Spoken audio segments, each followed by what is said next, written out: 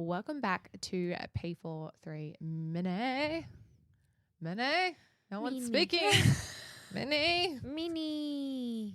This one's actually a really exciting one. Mini. And It this has been requested by a friend. And I actually think ladies. the ladies are going to love We this one. got you. And maybe some men too. Yeah, And some men. this can go for men. Some of the All of questions them. that were submitted would, I feel like guys wanting to get into F1. But there Be may fun. also be a guy that likes a guy that is into F1. This is true. This is can true. go for whatever way you want. Whatever way. Well, then maybe we should reconsider how we caption this episode, which was The the guy you likes F1. Yeah. Here's what you need to know. Yeah, no, that's good. Yeah. Yeah. As in a guy might like a guy that is Yeah. into F1. But what if it's the guy that likes the girl that's into F1? Well, you got me there. Yeah. Yeah. Percentage wise, I would like to think it's the latter. The person you like? Yeah. The Well, doll. It's still growing. The doll you like? The doll. The doll you like The likes doll. F1. So the person that you likes F1. Here's what you should know. This is our episode coming up. Yep. These are the submitted questions that were burning and people wanted to know. In particular, this girl, she wasn't trying to, but she was chatting with her boyfriend and she knew that he likes F1 and she just whipped out a few F1 random facts. And he was like, whoa, Where'd I that love come you. from? where'd that come from? Exactly. Good And she was like, now I need to morning. know more. Yeah. I love So that. let's Or for someone that's maybe about to go on a date with someone or a second date, they like F1. you need an You're extra gonna- conversation topic. Yeah, here's some And you know facts what? you can whip out. Good on you for putting in the effort Yes. to research what they like. That is nice, actually. Yeah. Mm. Yeah. You're involving yourselves And in to their listen life. to our podcast Yes. because we have the right information.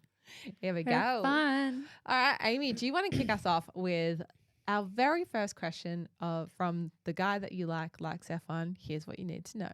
So, how do you become an F1 driver? Big loaded question. Yes. It is. So I very much think we will touch on, the surface of this, but we can definitely do a whole mini on this because there's a lot that goes to it.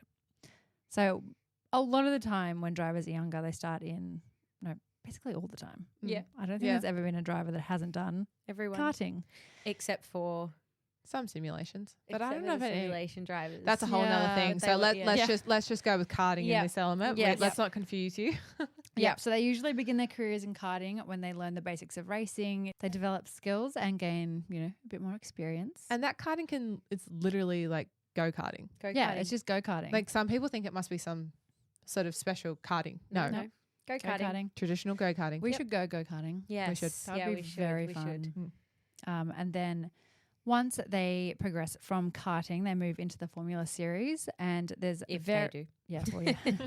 Very- if they do, very if they competitive can, process. and very, as we've said before, very expensive process. So not Yeah. even becoming a Formula One once you get into Formula One, isn't just expensive; it's from the get go. Well, it's such a From European karting. heavy sport, Formula One as Mm. well. Mm. So in Australia in particular, very tricky. Well, I think if you want to actually get into the Formula world, not Formula One, say the Formula world, you have to move over to Europe because, I mean, even all the obviously Oscar Piastri moved over. I think he moved when he was 14. Oscar Piastri is a current Aussie F1 driver on the Yeah. grid.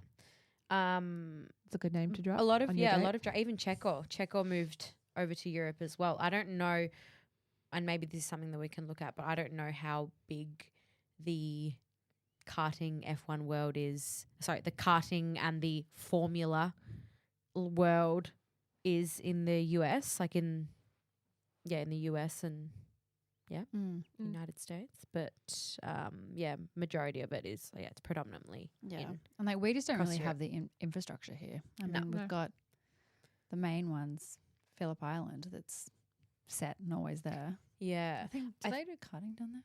They do Yeah. karting, but I just don't think it's not. It's one of those things that we're just so much smaller here. There's not really enough of a There's not much recognition. yeah. So what Yeah. happens when you move into the Formula Into series? Formula. So you go from Formula 4 to Formula 3, eventually Formula 2, and then hopefully Formula 1. However, there is a big difference between all these cars. You know, they can be higher speeds, more advanced technology, and a lot tougher competition. But there are, what would you call it, like rules and regulations for like once you've sort of completed a Formula series, then you can go into the next one. But let's get into that in a minute. And the next thing obviously you have to do is showcase talent. You know, no team is going to go after someone that doesn't have much talent. Yeah. I don't know. Yeah. Talent. They just need It's like you could need be talent. Yeah, you could be in Formula 4, but doesn't just mean that you'll get Yeah. into Formula 3. But I think Super something that's competitive. interesting about this one, which a lot of people forget, is that you could be in Formula, but the Formula like championship, but to still compete in Formula 1, you need a special license. Yeah, so I was going to get to, you need your super license. Mm-hmm. So it's issued by the FIA and requires accumulating points based on performances in various racing series. So I think it's Shane Van is it Gisberg? Oh my God. Let's just call him Shane. We'll call him, he's a Red Bull driver. Yeah. And he has accumulated enough points that he could actually compete in the F1. The other thing is networking and sponsorships, you know, building relationships with people in the racing community, especially like teams and sponsors. So, you know, there are so many big events that are put on around the world for Formula One. And yeah, a lot of people go to them just to make those connections because they're so important. Yeah, I think, and this is one of those things where you see people like Carlos Sainz, obviously his dad is so well known in the motorsport world, or Max Verstappen, you know, Charles Leclerc. We've got Charles Leclerc's brother who's racing in F2. Like all these people that have such a backing behind them, that have that kind of upper hand. Yeah.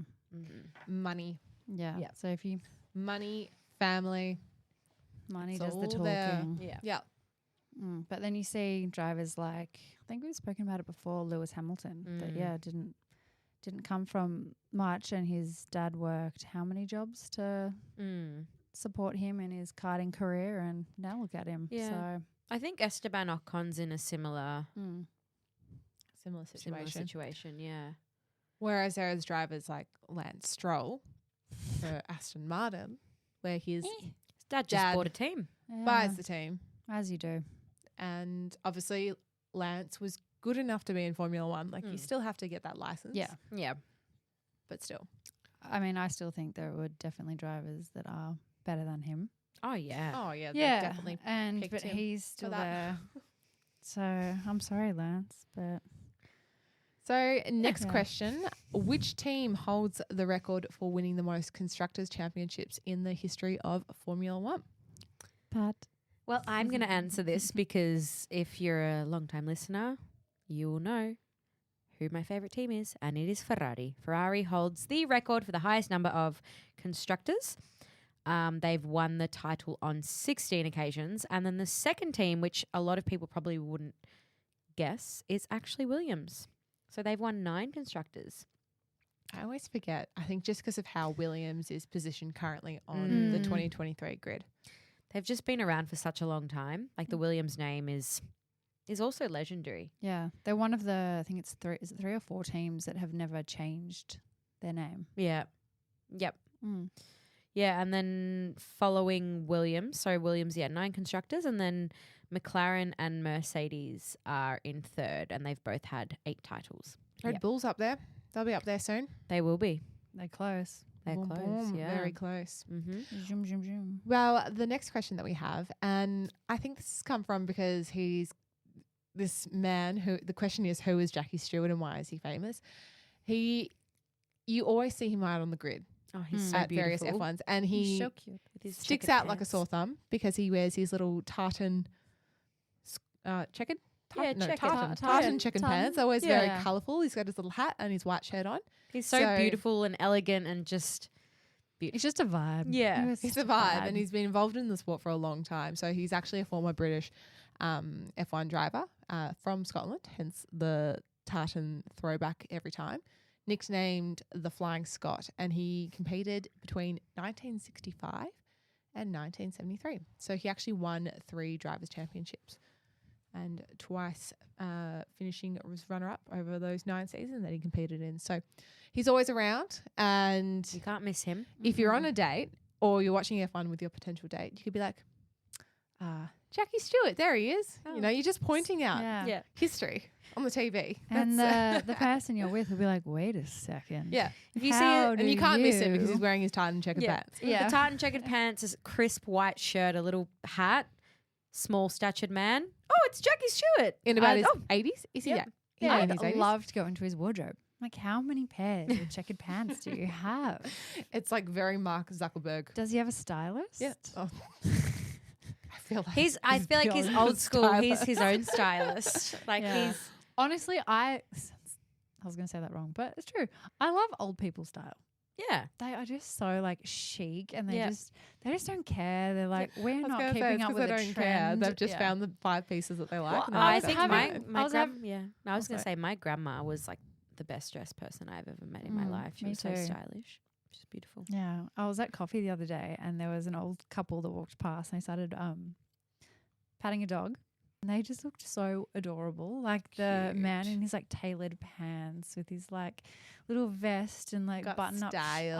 button Yeah. up shirt. I was like, They also take pride in how they dress. Yeah. Yes. Yeah, I think that's they're just something- going out on their stroll, and there's us in our like Yeah. puffer jackets and leggings, and we're like, eh. Now, this next question, I'm going to hand this one over to Pat again to answer because I feel like this one is a little bit closer to her To- life, her heritage, her is. home. It is because yes. Yeah, so it's who is Ayrton Senna and why is he famous? I thought I will take this question because one of my first memories of racing is my mum speaking about Ayrton Senna. My mum always says that one of the days she cried the most in her life was when Ayrton Senna passed away. She adored him, and she always said that, you know, she was still interested in the sport, but when he passed away, there was never that same, she felt like she never recovered from that. Like she never felt the same love for the sport, which is crazy. Yeah, but Ayrton Senna was a Brazilian Formula One driver.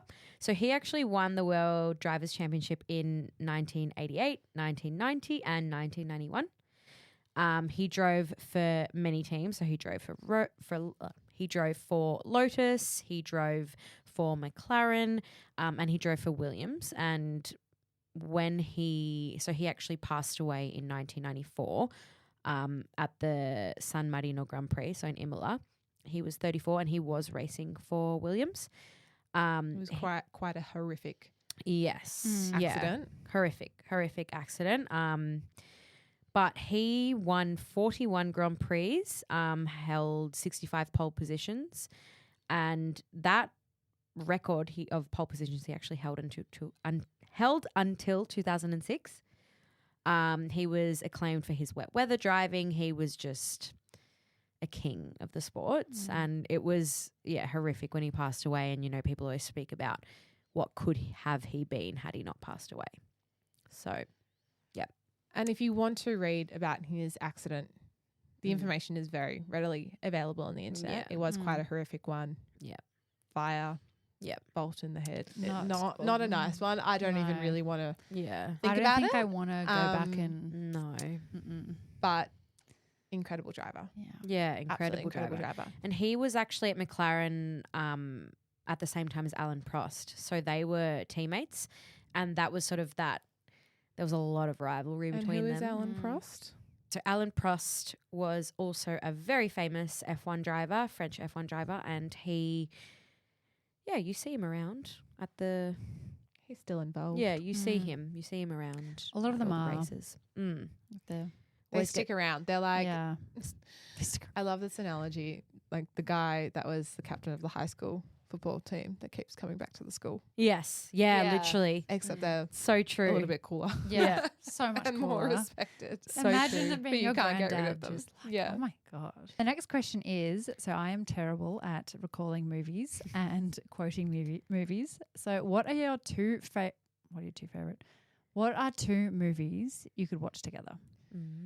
Yes. So if it's a date night or any other night, or even if it's just with your friends or yourself, two movies that I think can get someone into the F1 world or to bond over that are both really interesting. The first one is, I think you definitely have to watch Rush. It's got Chris Hemsworth in it. Forgive his It's a given. accent in it. It's questionable, but it's based on the story about Niki Lauda, and we'll get into who Niki is a little bit later. But it's a really great insight into how drivers move up through the Formula Championship. Mm-hmm. What happened? It's based off a true story. Based in and- like the 70s, I think. yeah, and The cars look really cool. Yeah. also watching how money can influence Yeah. the Mm. F1 world, and also it has Chris Hemsworth in it, so Need we say more? Yeah, it's a Better, win-win. better insight than Drive to Survive. And then Yeah. my next one, no shame to Drive to Survive. Sorry. There, that's also a good one to watch if you, It you is, know. yeah. It's actually, I think it's actually really well done as well. It's Yeah, really good. it It's a is. great Yeah, it's a movie. good one Yeah. to watch. Schumacher.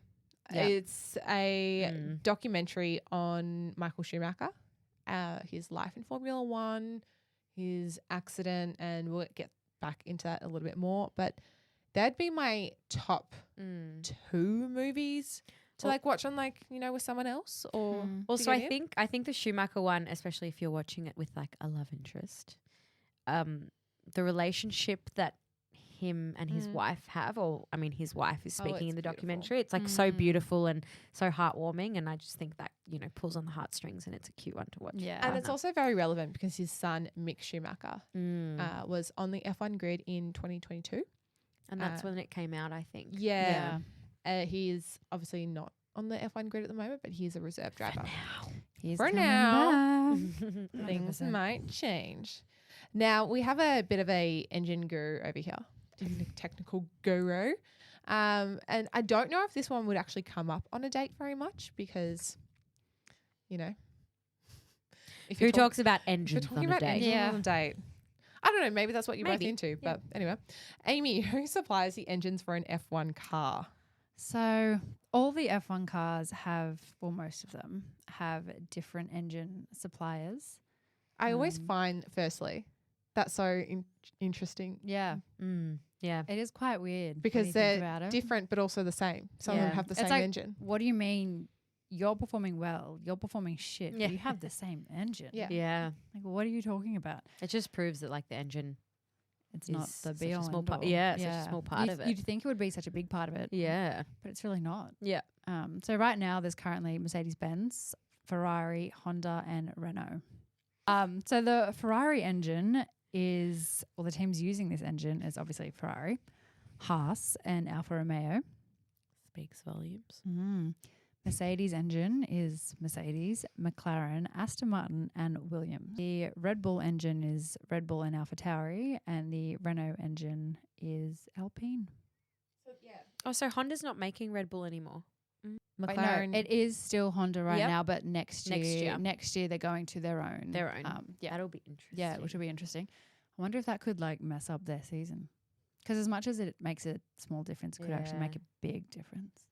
It's interesting. But I can imagine as well their engineers like taking that engine that, absolutely mastering the engine that they have and just copying the engine into their own. And that way they're probably cutting a cost in a way because they're manufacturing it themselves. They can. But the expense to manufacture it. We could Oh go my into a huge gosh. mini about this, and I know that you're probably going to get a Yeah. little bit bored of this Yeah. right now. So obviously costly engines if you're making them yourself or getting them somewhere else. But how much does an F1 car cost, Pat? Tell us. Yeah, so it's hard to confirm the exact cost of an F1 car, but typically are around 15 million USD, which is 15.8 million euros, which is Why you would feel so bad if you crashed? Because that's an expensive crash. yes, it is. So that works out to be about 25 million AUD. 25 million AUD. So it's a lot of money. So for the 2023 season, teams are allowed to spend a max of about 135 million USD on materials and activities related to the car performance. So that's usually when we see the cost cap come in, and when we sometimes speak about on episodes that teams go over.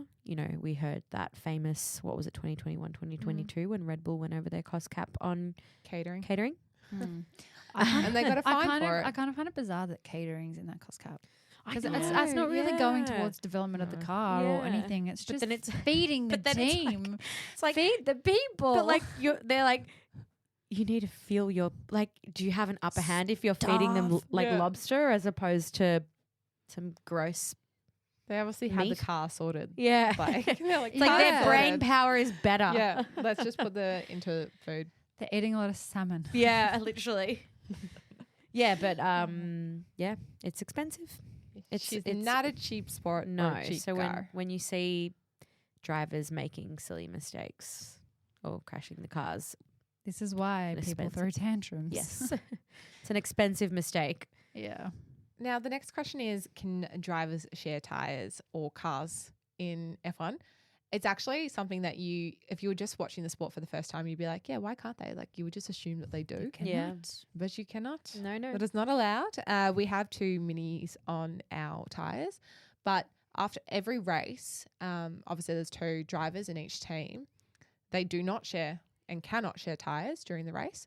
But after every race, they actually have to give back all their tyres to the tyre supplier. So that's currently Pirelli. So And then if they accidentally share tires, Mm. they get a hefty fine. Yeah. But that's in our Mini-series. and also it'd be hard to Mini share tires episode. cars because the car seat is everything's fitted out to the fitted out. person. I was going to say formulated, but yeah, fitted out. is the Yeah, right each word. car's yeah formulated in a way. Formulated, yeah. Yeah, Yeah. So I don't think you'd want to. yeah. Like It'd imagine be like my 6'2" self trying to get into a car that's been made for me. designed You'd for be like this. Pat, who is 5'1". 5'1".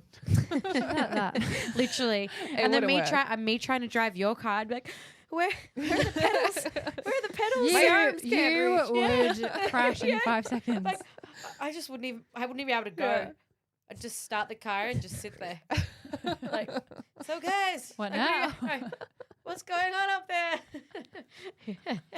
And you would basically be sitting like in the on the top of it.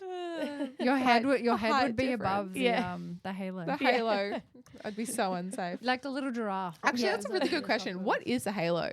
Because It saves drivers. it saves drivers, but Yes. it's also something that was only introduced 5 years ago or something like that. So it's still a topic that people talk about in the F1. Oh, the halo looks ugly on the cars. Like it's made the cars look really bad, but it's quite a nifty little It's very thing. funny because when they first announced the halo, there were a few drivers and team principals that were like, "We don't like this. This is stupid."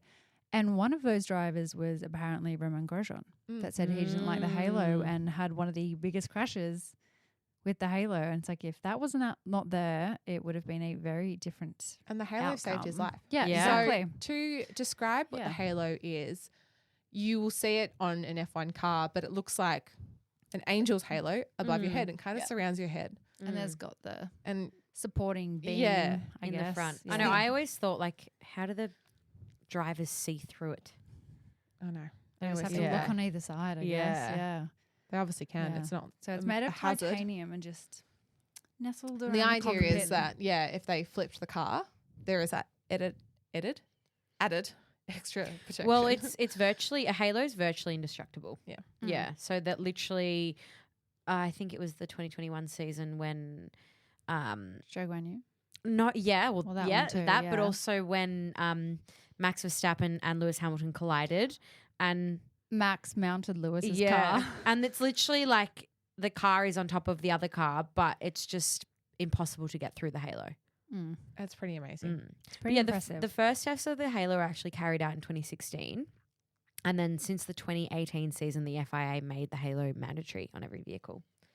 I was going to say, I remember being, that was 2018 was the year that I worked at the Melbourne Grand Prix, and Melbourne was the first race of the season for the F1 season. And it was hot, heavy topic. How was the halo going to look? I remember Yeah. it was just a big, big debate in the office. Yeah. And now there's no questioning it.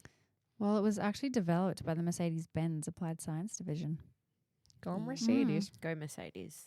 All right, next question. And another very loaded question. Do all drivers get paid the same? Oh, Nope. nope. They Not do not. at all. So, no, not all Formula One drivers are compensated equally. Salaries are very varied From $1 million to $55 million. per year. So, it's quite a big difference. Just imagine seeing all those zeros in your bank account.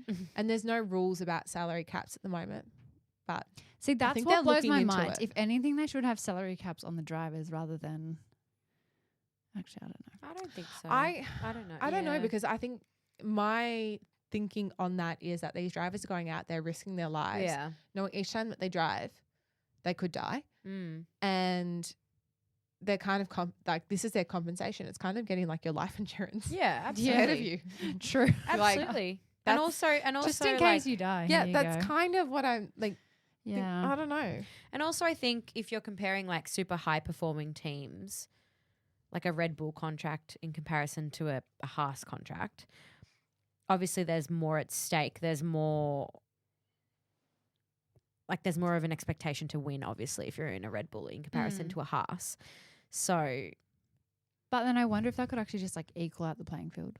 yeah. You know, if all the drivers were kind of given a cost cap, it's like, well, no one's going to go somewhere for $40 million more than Yeah. someone else. They're all given around the same amount. So, you know, you could see Yeah. Max Verstappen at Alpine Makes it why would interesting you? for or us. Williams. Yeah, makes it Yeah. interesting for us. But it's I think it's like that with any sport. Like even totally off topic, but like Cristiano Ronaldo going to play for that team in Dubai, Oh, and you just think like you're leaving an incredible league to go play in just a random league because you're getting paid however many hundreds of millions more.